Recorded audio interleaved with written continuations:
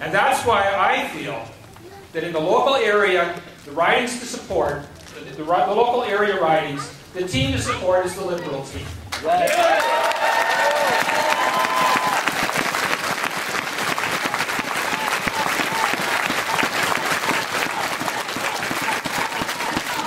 I do not believe that the NDP candidates or the Green candidates have an opportunity to win any of the local ridings.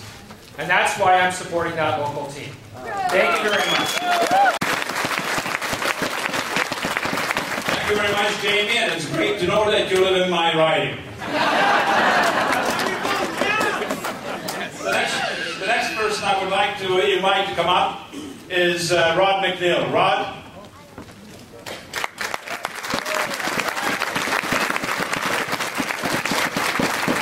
For those of you that don't know me, in the last election I was batting for the other team. I was the NDP candidate. Forgive you. I'm better now. It's okay. I'm ready to paint this town red. What do I do that?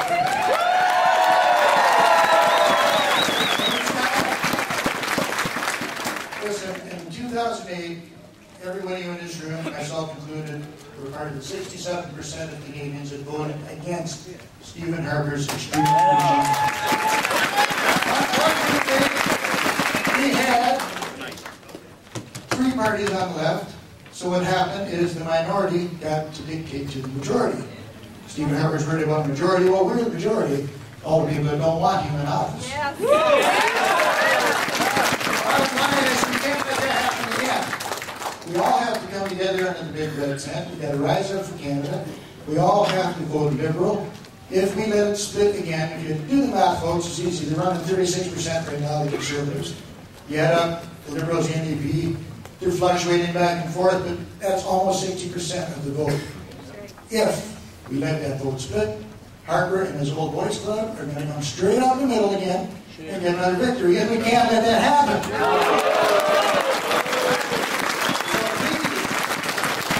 I'm voting Liberal on May 2nd. I encourage all of you to vote Liberal on May 2nd. Most people make all the undecideds, they say 90% of the undecideds make their voting decision in the last 48 hours. That's this weekend. But if you got planned, cancel it, get on the phone, knock on your neighbor's door, call your uncle in Moosonee, talk to everybody. Hard. Yeah. They don't want MPs who are mere messengers from the Prime Minister's office back to his riding. Many things are at stake in this election, but nothing bigger than our democracy. Yes.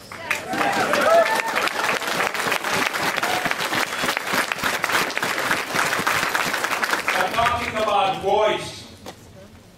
Our biggest employer in this region, Research in Motion, employs 9,000 people. They have spouses. They have kids. And in 2009, when Mike Lazaridis wanted a fair shot to make a bid at Nortel Intellectual Assets, intellectual property, he went to Ottawa, special meeting of the Industry Committee in August. He asked for a review. Was the sale of Canadian subsidized Nortel intellectual property to an offshore company who was a direct competitor of RIM, was that the best interest of Canada?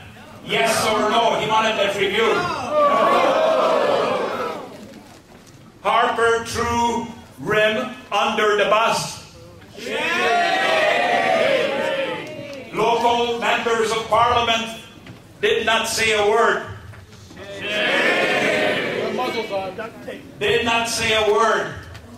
You know, when it came to potash in Saskatchewan, the local MP spoke up, and the sale was stopped.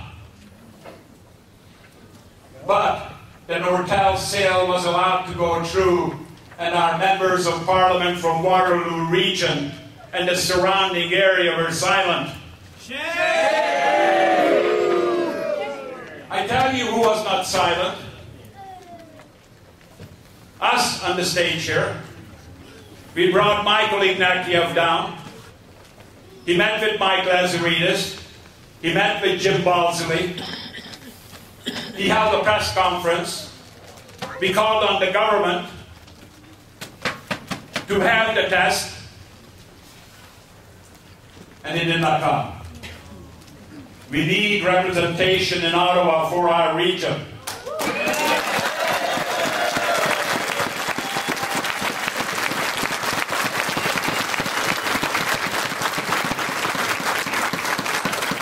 You know, the best part about Michael Ignatieff, and I hope you got to meet her, is Zuzana.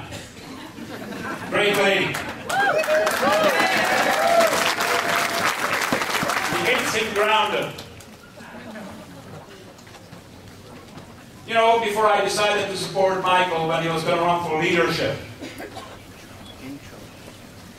I asked him on the citizenship question, how about Canadians? And he said to me, a citizen is a citizen is a citizen is a citizen.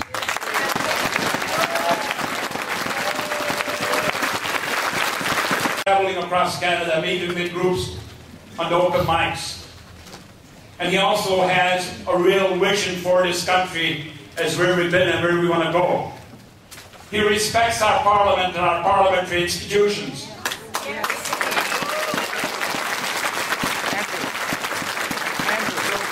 We're calling upon you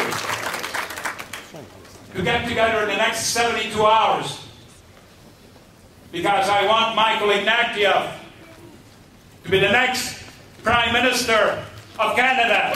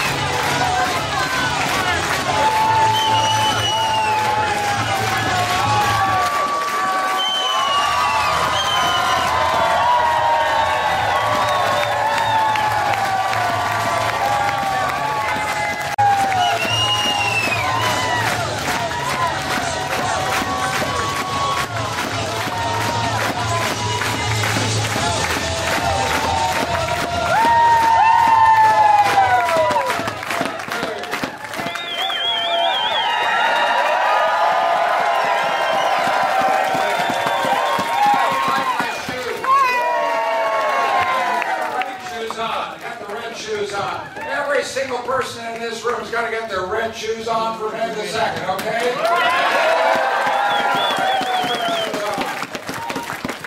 It's so good to be here. It's so good to see you tonight. Look, I'm crowded right out there. Look. We didn't check your IDs on the way in, did we? We didn't take a look at your Facebook page, did we? We didn't ask whether you were conservative, NDP, or Green, did we? Everybody's welcome. Well, then we're in a liberal meeting. Am I right?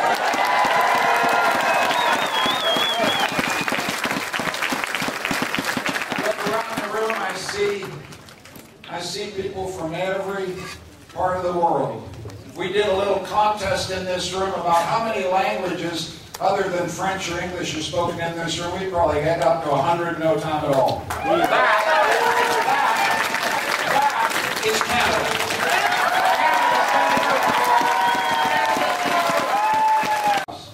This room isn't possible everywhere in the world. There are rooms where the women aren't present in political life. There are rooms where one religion can't be in the same room with another religion. One race can't be in the same room with another religion. One language group can't be in the same room with another room. They start fighting. And look at this. Look at this. This is the most precious achievement of Canadian life right here.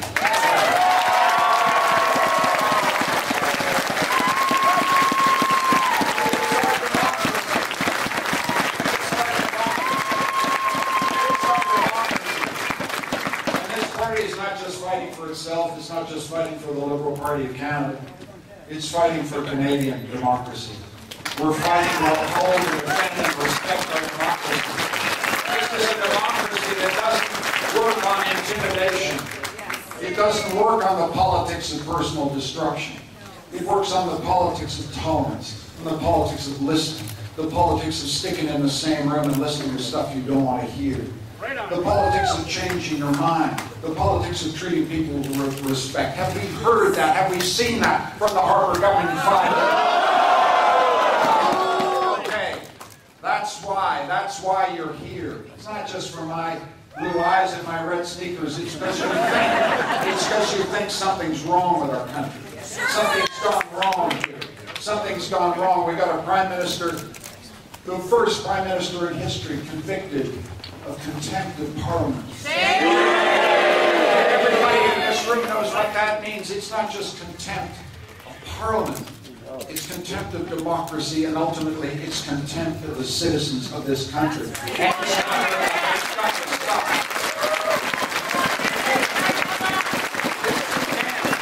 This weekend, as we go out door to door and you put on your red shoes, you've got to ask yourself, do you really want to re-elect a government?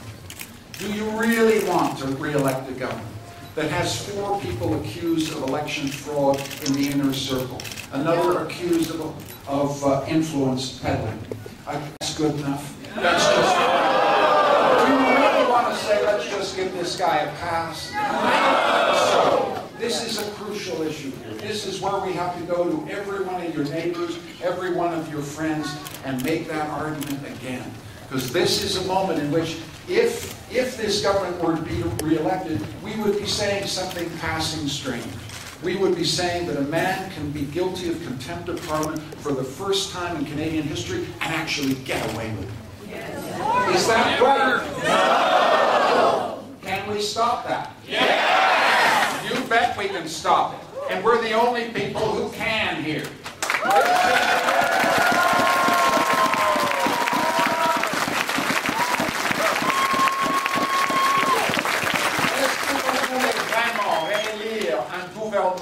Jugé coupable d'outrage au Parlement. No! Pretty good French here. Pretty good. A lot of immersion here. A lot of proud Canadians. We're all wonderful. Look, this is also a moment in which we have to dig deep. We have to dig deep. This is the moment of truth. This is the weekend when we have to show what flows through us in our innermost heart, in our innermost soul. Occasionally, politics demands a little bit of soul, pride, conviction, determination. We have to remember, can I borrow that sign, sir? Just a sign. We have to remember what this means, what this word means, what the tradition is all about. Why we've supported this party through thick and thin, in the good years, in the bad years, in the lean years, in the fat. Because we know that this party built this country. This party built the things that we treasure most deeply. The Charter of Rights and Freedoms. We're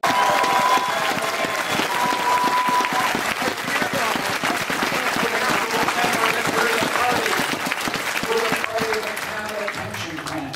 We're the party of official bilingualism. We're the party of Medicare. Yes, the party of Medicare.